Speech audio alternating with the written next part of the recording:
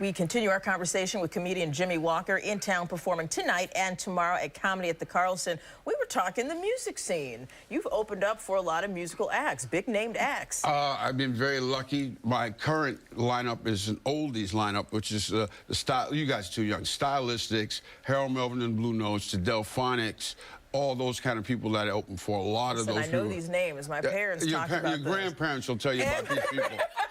And all these people who've been sampled a lot. Right. There's such a people don't even know this. Like the guy, unfortunately, who got shot was Nipsey Hussle, but a lot of people don't know there was Nipsey Russell. Oh wow. That's what he's named after. It's Nipsey Russell, who was a comic in the old days. So I opened for Nipsey, all those, and then Eddie Murphy just did a movie called Dolomite. I opened for Dolomite 1,000 years ago.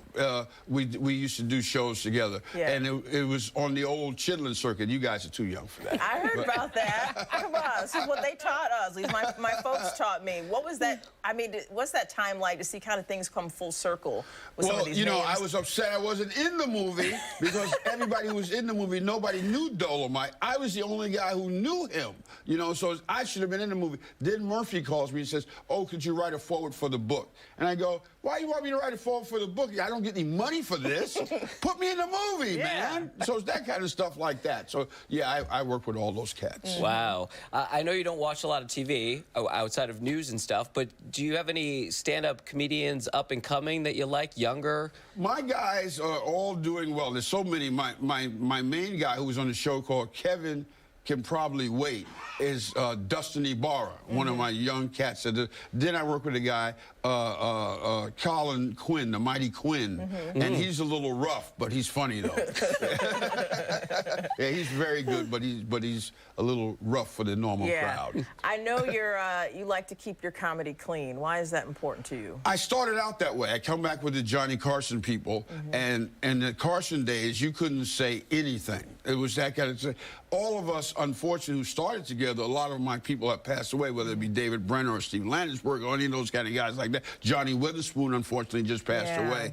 All those guys, we were all clean guys. And let me tell you something. I think that I'm out of style.